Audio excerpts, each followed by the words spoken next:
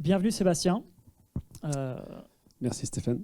En quelques mots, je vais faire une brève présentation, mais le parcours est impressionnant et long, donc Sébastien, complète s'il te plaît. Donc Sébastien, c'est un invité très spécial. En fait, Sébastien est pharmacien.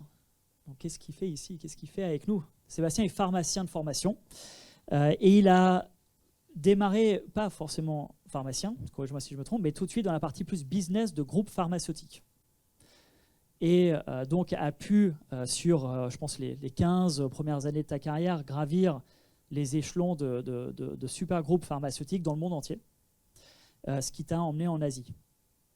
Et suite à ça, s'est dit, bon, les médicaments c'est bien, mais si je peux aider sur l'assurance pour pouvoir correctement avoir une bonne santé, c'est peut-être mieux.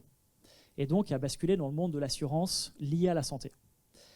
Sébastien a fondé plusieurs entreprises, dont Bloom, un MGA, donc un courtier, distributeur d'assurance et de services santé en Chine. Donc, Sébastien voyage beaucoup. Et une deuxième société, The Care Voice, un des leaders de technologie permettant la santé embarquée en Chine. Et donc, en fait, on va parler de la Chine. On va parler de la santé et la santé embarquée. Et en fait, qu'est-ce qui se passe de l'autre côté du monde? Et en soi, qu'est-ce qui pourrait se passer ici et les innovations qui se déroulent là-bas. Donc, Sébastien, merci d'être là. Je sais que tu voyages énormément. Ton entreprise de Care Voice est active en Asie, au Moyen-Orient, en Amérique latine. Si je ne me trompe pas, tu étais à Lisbonne juste avant d'arriver. Tu viens d'arriver à Orly et tu as pu arriver à temps. Donc un grand merci, bienvenue. Est-ce que j'ai oublié quelque chose en introduction? Je te propose qu'on s'assoie. Merci Stéphane. Bonsoir à tous. Donc merci à Sénat pour l'invitation et content de parler avec vous de Chine ce soir et de santé embarquée. Pour mon intro, écoute, le passage médicament-assurance en fait a été quand même un peu plus. Il y a eu quelques étapes intermédiaires, entre autres, en fait, le démarrage de Care Voice, on a lancé une app grand public en Chine, une sorte de TripAdvisor de la santé. Donc ça a été le premier pas en dehors du médicament, d'aider les consommateurs chinois sur le manque de confiance pour les hôpitaux et pour les médecins, avec un système de rating et de recommandation pour les aiguiller. Avec déjà une volonté à ce moment-là de créer possiblement un leader mondial dans la santé digitale. Bien sûr, une ambition un peu stretch. Monter une boîte en Chine, enfin monter une boîte en général, tu le sais, c'est difficile. Monter une boîte en Chine, si vous demandez à un entrepreneur chinois, il vous dira c'est extrêmement compliqué et de le faire en tant qu'étranger et ensuite monter un business dans l'Internet. Alors là, je pense que j'avais pris toutes les difficultés possibles et imaginables. Je suis content ce soir d'avoir Tang qui est ici, qui est un entrepreneur. On vient de se retrouver par hasard, mais on a démarré ensemble dans l'InsurTech à Shanghai il y a 5-6 ans.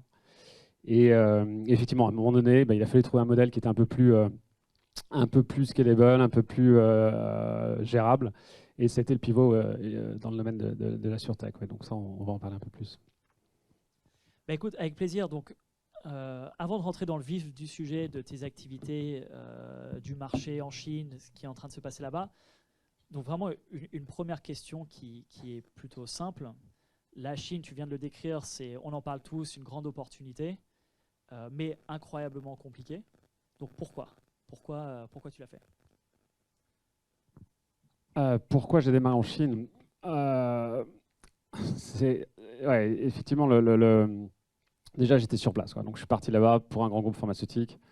J'ai eu une bonne exposition au marché local de la santé, travaillant avec les gouvernements, avec les médecins, directement avec le patient chinois sur des solutions digitales à l'époque sur le diabète.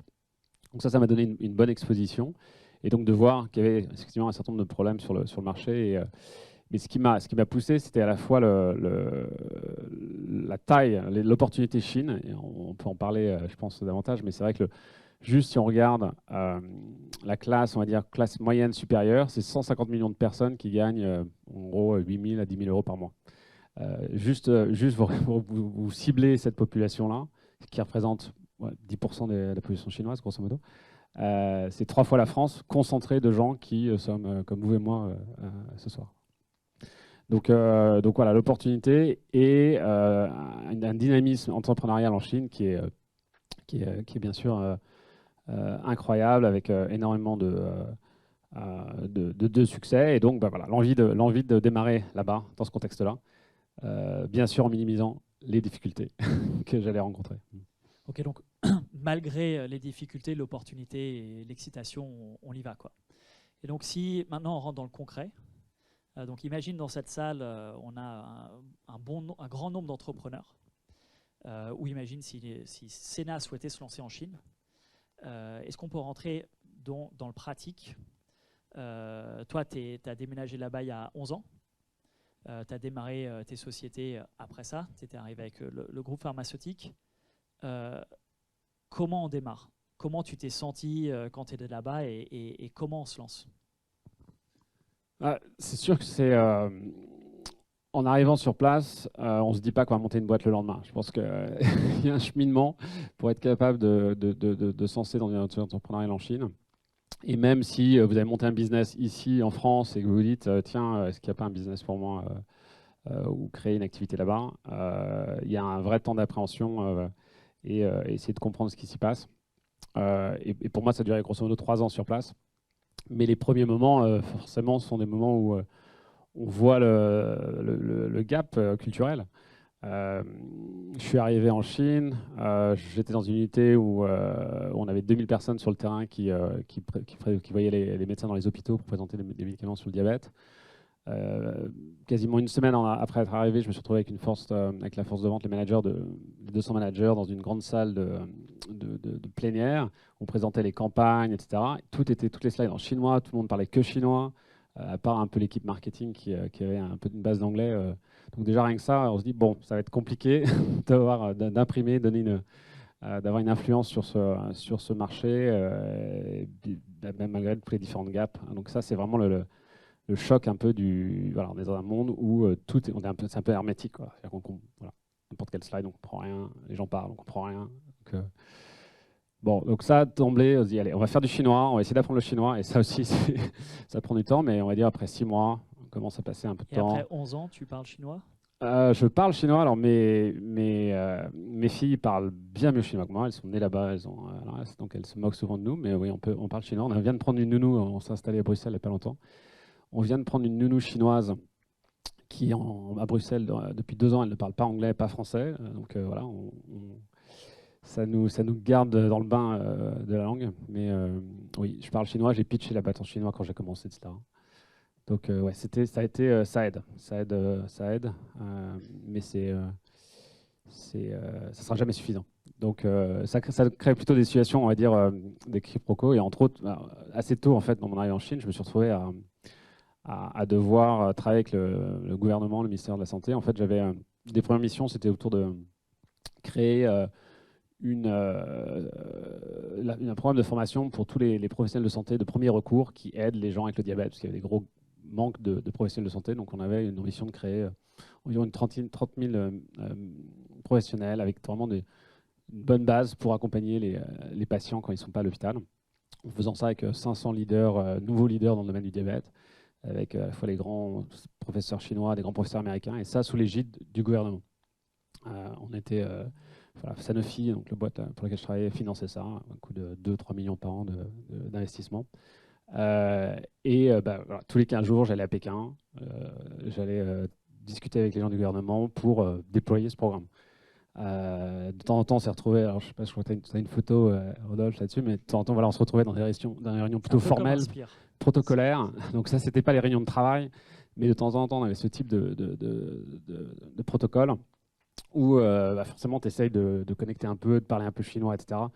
Rien que de prononcer les noms des différentes personnes autour de la table, tu as quelques difficultés. Et effectivement, tu vas gagner un peu de capital crédit, tu vas montrer ta bonne volonté avec ces gens, mais voilà, c'est vrai que c'est tendu.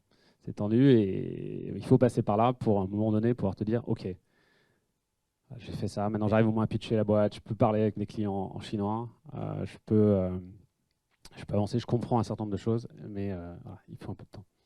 Et donc à quel point est-ce que monter une entreprise là-bas et l'opérer. Justement, si on voit politique, est-ce que tu peux arriver et vraiment de façon autonome le faire, ou en fait au final il faut passer par ces échelons-là? Ouais, donc clairement, toute relation avec les autorités, etc., tu as dans n'importe quelle entreprise des gens dédiés à ça. Ça s'appelle les affaires publiques, hein, ça existe aussi ici. On voit bien quand les Uber, etc., sont arrivés, il y avait les gens importants dans ces sociétés-là, c'était ceux qui géraient les relations. Donc, au même titre, et encore plus, je pense en Chine, parce que beaucoup de problématiques le gouvernement a un rôle essentiel pour les autoriser. Donc, sur ce type de programme, on avait quelqu'un aux affaires gouvernementales qui était vraiment son job de se mettre d'accord avec le gouvernement sur voilà, combien Sanofi va mettre, dans quel cadre ça se fait, quels sont les grands principes régissant ça. Moi, j'étais plutôt sur la partie mise en œuvre, travaillant avec les sociétés savantes, travaillant avec les médecins, travaillant avec les équipes de vente qui aidaient dans le déploiement. Mais non, tu t'amuses pas à rentrer sur le sujet relations gouvernementales. Et après, quand tu montes une boîte, pour le coup, là, tu vas faire en sorte de rester sous le radar. Voilà. Ça, c'est l'autre attitude. Donc, soit tu es dans des grands groupes et tu as les gens des affaires gouvernementales qui sont essentiels pour ça, soit tu es ensuite dans un mode entrepreneurial. Et là, tu fais en sorte de rester le plus loin possible du sujet. Et malgré le fait de monter une société dans l'assurance, tu peux rester sous le radar? C'est une question de, je pense, de taille. C'est une question de taille, mais tu peux rester sous le radar. Donc voilà, comme tu disais, on a un MGA. Tu travailles derrière avec des brokers qui sont licenciés. Donc on n'avait pas la licence de courtage. Donc tu travailles avec des courtiers licenciés et qui du coup, tu fais en sorte d'utiliser leur licence pour opérer.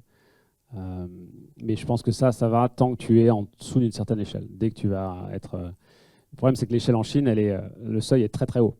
Quand tu vois des business, je parlais effectivement de la fraîchité du marché, mais Ping An, par exemple, qui est un des plus gros assureurs chinois, a lancé il y a 5 ans Ping An Good Doctor, qui est une sorte de plateforme entre télémédecine, plateforme de télémédecine en gros.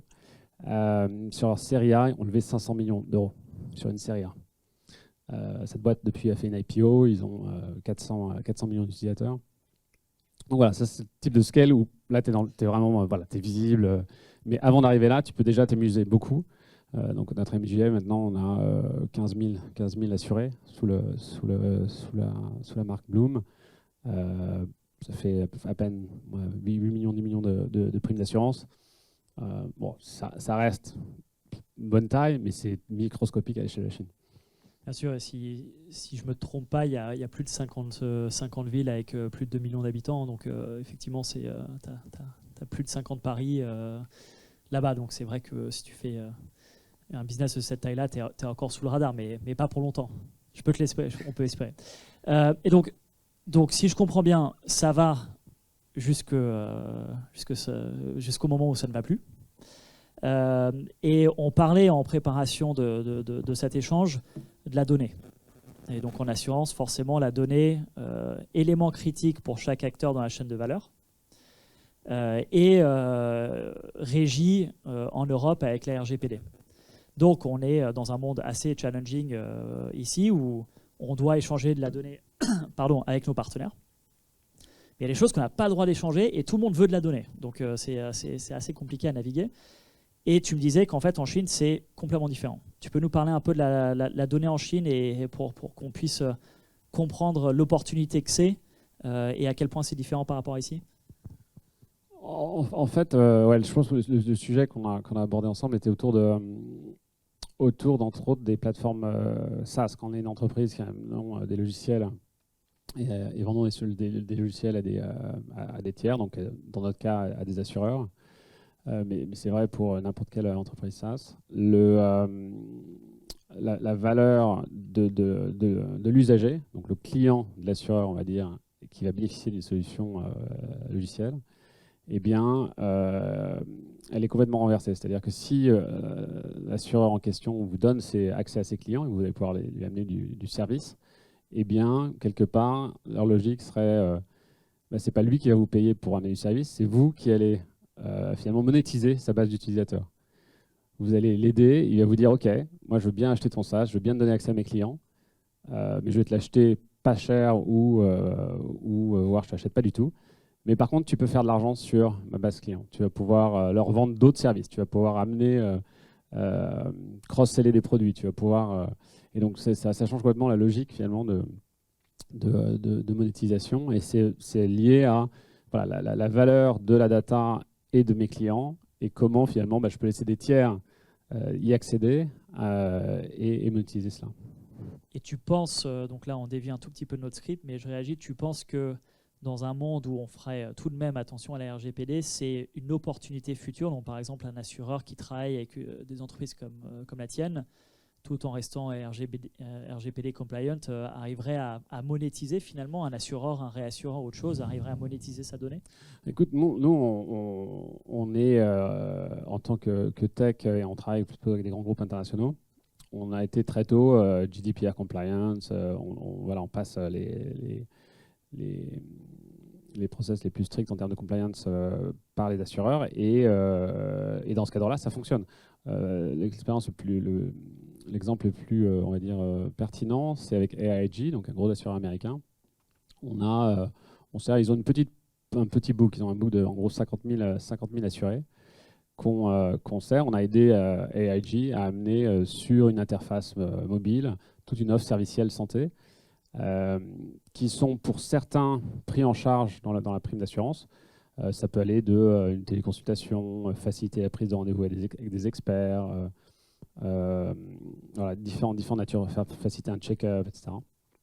Mais en gros, l'approche de AIG est vraiment de permettre de monétiser ces assurés, que les assurés vont pouvoir acheter directement du service. Donc c'est une nouvelle ligne de business pour AIG et les gens peuvent sur cette marketplace du coup s'ils veulent avoir beaucoup plus de services que ce qui peut être potentiellement inclus dans sa prime, voilà, ça fonctionne. Donc très facilement, AIG arrive à upseller du service supplémentaire et donc une vraie autre ligne de revenus finalement non assurantielle mais servicielle pour AIG. Voilà, donc c'est la direction qui est prise. La solution est live. Il y a des premiers clients et de services usagers, mais d'un point de vue, on va dire, par rapport à ta problématique de data et de respect de contraintes, voilà, ça fonctionne. Et ça fonctionne pour des assureurs américains qui sont extrêmement stricts. Et donc, The Car Voice, maintenant qu'on a ce panorama, qu'on comprend le contexte et un de tes premiers marchés qui est donc le marché chinois, mais donc tu travailles maintenant avec d'autres assureurs en Amérique latine, tu me disais au Moyen-Orient aussi, mais donc tu peux nous parler donc de ton entreprise et après on rentrera plus en détail dans la santé embarquée. Ouais, donc si on vient un peu sur ce qu'on fait, la santé embarquée, c'est vraiment l'idée que, je pense, qui maintenant devient bien prévalente dans le monde de l'industrie, c'est que l'assureur n'est pas là pour seulement payer un claim quand effectivement le client a un problème, mais est là au quotidien avec une approche servicielle pour amener de la valeur à ses clients. Et ça, de la valeur santé, c'est-à-dire vraiment la première chose sur que l'assureur amène à ses clients, c'est je vous aide au quotidien avec votre santé, que ce soit être en meilleure santé, donc meilleur comportement santé, on va dire préventif, soit tout simplement quand effectivement vous avez des symptômes, vous avez un besoin d'accéder à des spécialistes, etc., comment faire en sorte que ce soit le plus facile possible pour mes clients. Et c'est l'assureur, le produit d'assurance devient plutôt quelque part, il est caché derrière cette offre servicielle. C'est plus du tout le cœur de l'offre. Et ça a la valeur de pouvoir beaucoup mieux segmenter et positionner des offres produits pour différentes populations parce que les gens n'ont pas du tout les mêmes besoins de santé, les mêmes besoins serviciels, et donc de rentrer dans une autre relation.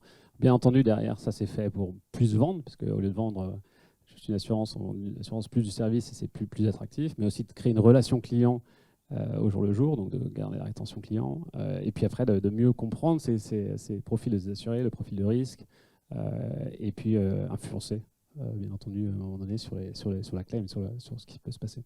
Donc ça, c'est vraiment le cœur de ce qu'on fait.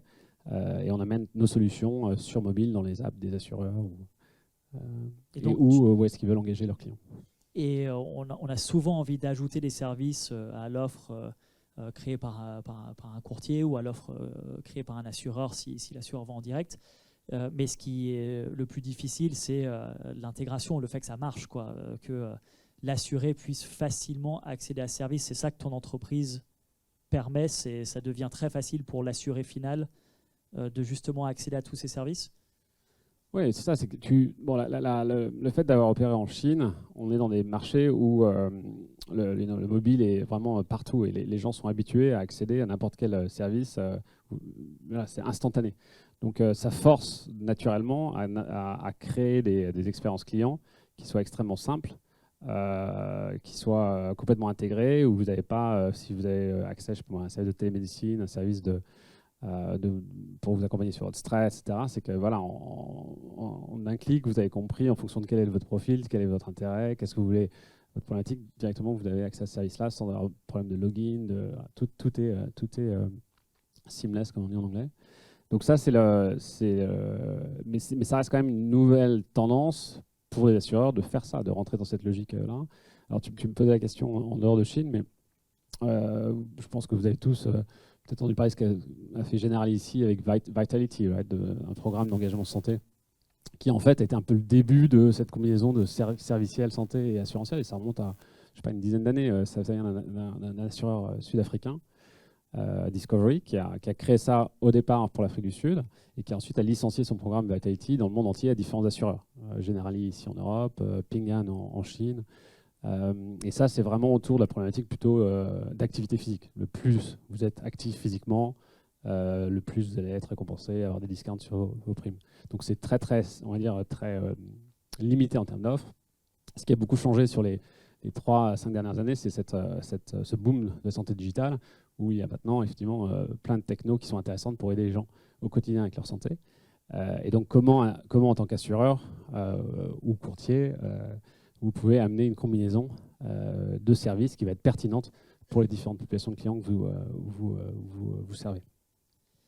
Hyper intéressant. Merci. Et ça fait un peu un écho à une conviction qu'on a chez Sénat, qui est le produit de l'assurance, les garanties et le prix doivent être fortes pour le client, mais c'est qu'une seule partie de l'expérience client. Et en fait, si on n'a que le produit, j'irais même jusque dire ça ne sert à rien. Et donc, toi, tu pousses la chose plus loin, c'est pas uniquement l'expérience client de j'achète mon produit d'assurance et je peux facilement déclarer un sinistre. C'est en fait, on doit emmener une offre de service à nos clients.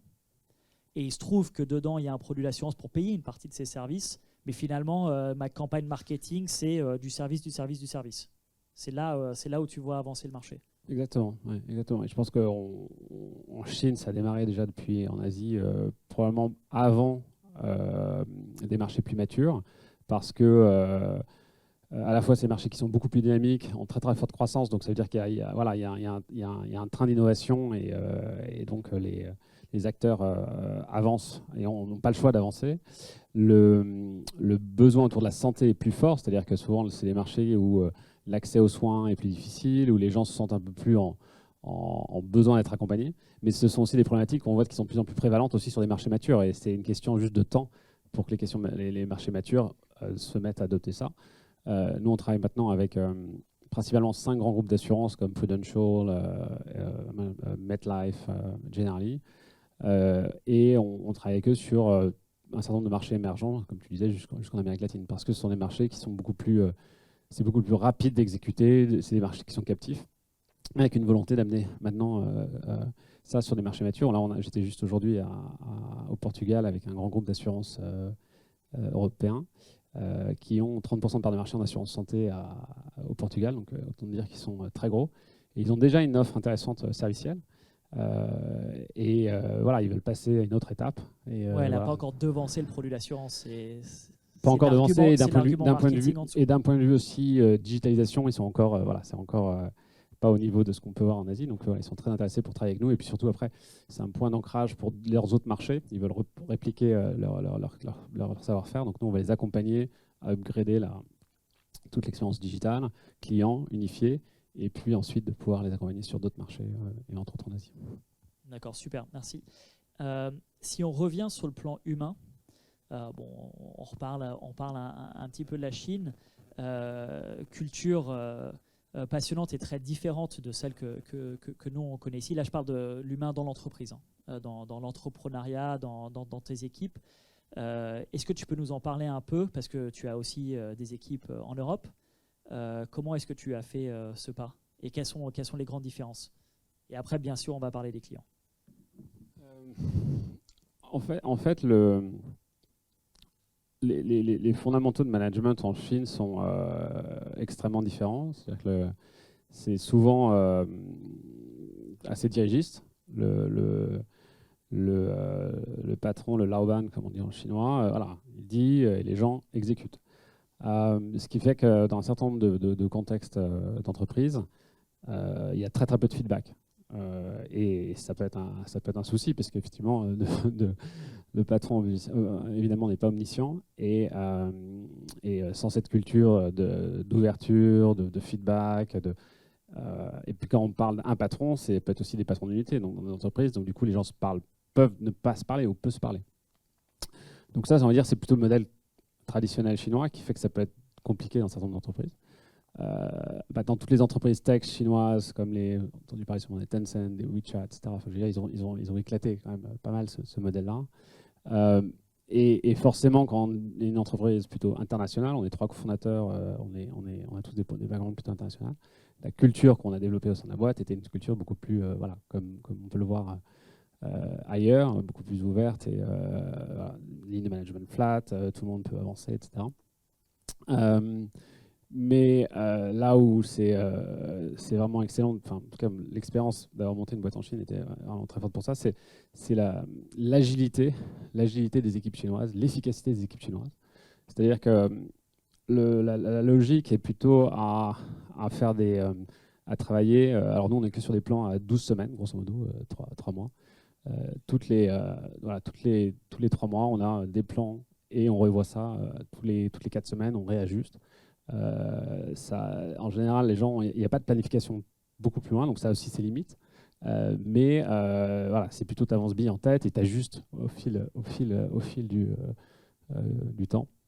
Et donc ça, c'est une force de traction et d'avancer. Et le fait de l'agilité est plutôt sur le fait de savoir très facilement changer de voie si voilà, les résultats ne sont pas là, si on voit bien que c'est des difficultés pendantes, ou il y a telle opportunité et hop, on avance. Donc ça fait que les modèles finalement s'enrichissent très très vite. Les entreprises innovent beaucoup et vraiment capturent des opportunités qu'elles ne peuvent pas le faire, je pense, dans d'autres marchés. Donc, au final, une modernité comme on peut l'entendre en Europe et aux États-Unis sur les modèles de management est vraiment réelle en Chine aussi. C'est pas comme on l'entend, enfin comme on pense que ça pourrait être. Tu as pu opérer de façon moderne. Et donc maintenant, si on parle enfin, et donc dernier client, dernière petite question avant de prendre des questions de notre communauté ici. Si on parle des clients. Donc, tu as vendu ta solution à des grands comptes et j'imagine de plus petits comptes, mais dans le monde entier. Est-ce plus facile finalement on pourrait se dire c'est impossible, mais est-ce plus facile de vendre une solution à un assureur en Chine ou en Europe ou en Amérique latine? Et on sait que c'est dur de vendre aux assureurs, donc c'est plus facile où? Bon, clairement, en Europe, le vrai souci, et on a eu un peu des FORBD, on commence juste à en remettre, c'est le temps. C'est-à-dire que vous allez pouvoir, si vous avez un prospect qui s'intéresse à ce que vous faites, vous allez peut-être pouvoir le rencontrer toutes les 3-4 semaines. Ce qui fait qu'à l'opposé, en Asie ou dans les marchés émergents, vous allez pouvoir vous voir 1 ou 2 fois par semaine, donc ça va beaucoup plus vite pour faire ce qui est nécessaire pour mettre sur un deal. Donc là, vraiment, la difficulté de temps, c'est vraiment lent, ce qu'on sent en tout cas quand on deal en Europe. Mais vendre à un Chinois, c'est extrêmement difficile. C'est-à-dire que ils sont extrêmement exigeants, il y a vraiment une prépondérance de l'offre technologique, software. Vendre sur un PowerPoint, ça ne marche pas. Et ce qui est un peu difficile quand on est une startup, puisqu'on forcément à chaque fois, ou en tout cas on vend ce qui va arriver ensuite. Donc c'est extrêmement exigeant et d'un point de vue prix, sensibilité prix, elle est très forte aussi. Du coup, nous à un moment donné, ce qui s'est passé, on a décidé de faire notre MGA en Chine pour pas avoir besoin de vendre notre tech à des acteurs chinois principalement, que ce soit plutôt notre MGA qui l'utilise.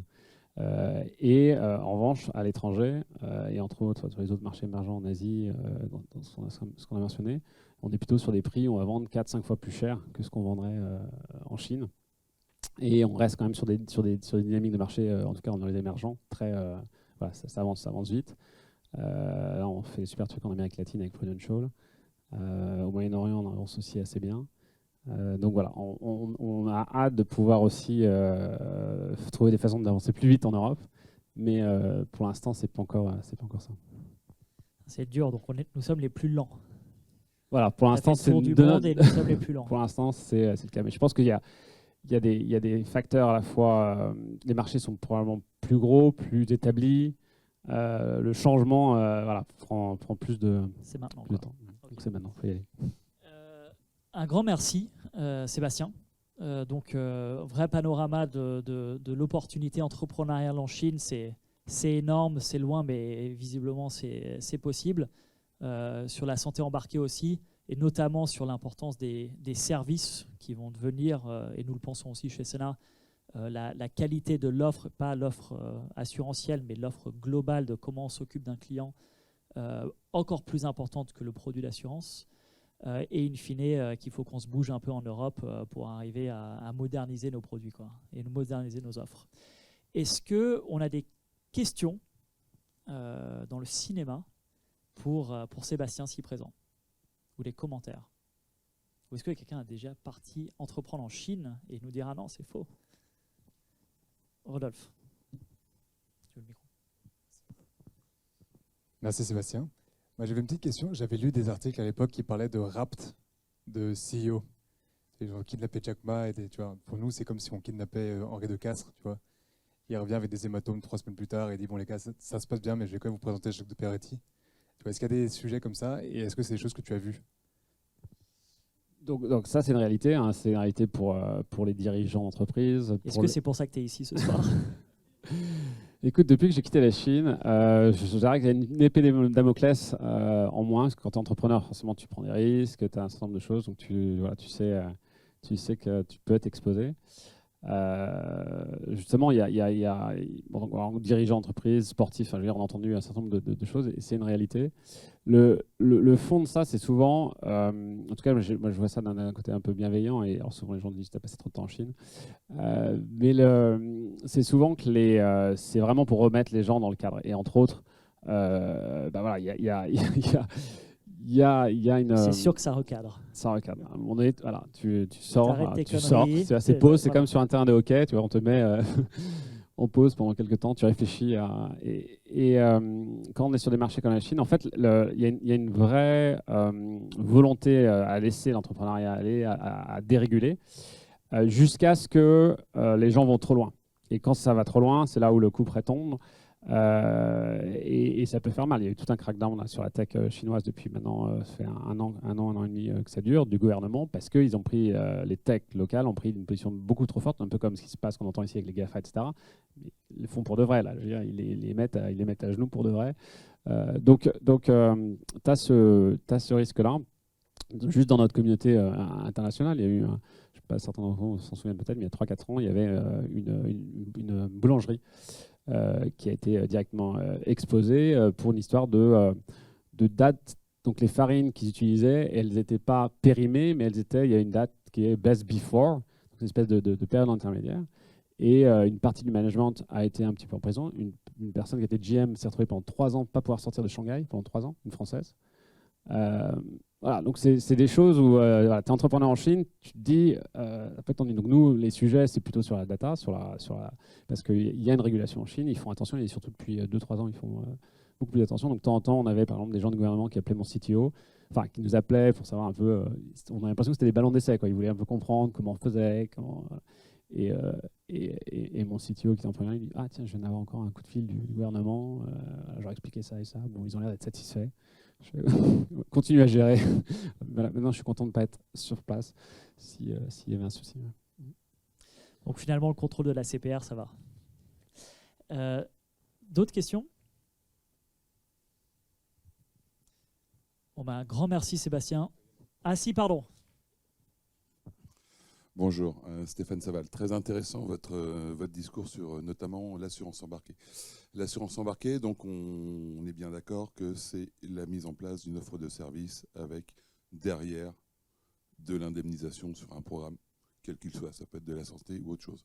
Ça ouvre peut-être la porte à d'autres types de distributeurs, justement. Est-ce que ce n'est pas l'opportunité pour des distributeurs non professionnels de l'assurance de distribuer des choses et de façon beaucoup plus opérationnelle que la partie servicielle, assurantielle classique? Non, effectivement, moi je faisais référence à la santé embarquée, mais vous avez raison aussi sur l'assurance embarquée. Donc la version santé embarquée, c'est quoi la proposition de valeur initiale est sur une offre servicielle santé. Et là, vous avez tout à fait raison, c'est que des acteurs non traditionnels de l'assurance peuvent devenir vraiment pertinents pour amener ça à leurs clients. Nous, pour pouvoir démarrer nos relations avec les assureurs, on a commencé par lancer des assurances santé pour des populations spécifiques. On a créé une assurance santé pour les startups. C'était genre il y a 3-4 ans, je pense que Alan, à ce moment-là, démarrait plus ou moins ici. Une assurance santé pour les sportifs, une assurance santé pour une famille avec un jeune enfant et comment accompagner le jeune enfant dans ses 3-4 premières années autour de ces problématiques de santé. Et donc, du coup, quand vous travaillez sur ces offres-là, on va dire combinaison servicielle santé, ça ouvre effectivement des canaux de distribution qui sont complètement différents. On a travaillé avec WeWork, notre offre de santé pour les startups, etc., était bien sûr intégrée au sein de l'app WeWork, de leur communauté, pour que les gens directement souscrivent. Donc voilà, ça change les modes de distribution. Oui, on voit ça chez Sénat. Notre rôle est d'aider les courtiers dans leur quotidien et énormément d'innovation où des courtiers poussent des opportunités auprès de distributeurs dans toutes les lignes de métier finalement, en disant bon ben aujourd'hui vous êtes dans le retail, vous êtes dans la santé, vous êtes dans autre chose, vous pouvez en même temps ajouter à votre service ou à votre produit de l'assurance. Et c'est une thèse, enfin c'est même plus une thèse, c'est la réalité aujourd'hui du terrain. Je pense qu'on le voit dans toutes les innovations de canaux de distribution d'assurance. Et par contre, on ne le voit pas, peut-être qu'on ne le réalise pas énormément sur les offres de santé. Vendre en France, hein, je parle la santé en même temps que les autres services. Donc ce sera très intéressant de voir ce qui se passe à l'étranger et d'arriver à ramener ça ici, sachant qu'il y a des régulations, enfin de la réglementation très, très particulière autour de la distribution de santé. Mais écoutez, on verra où on peut demain souscrire à de l'assurance santé ou l'assurance qui est directement incluse dans d'autres services.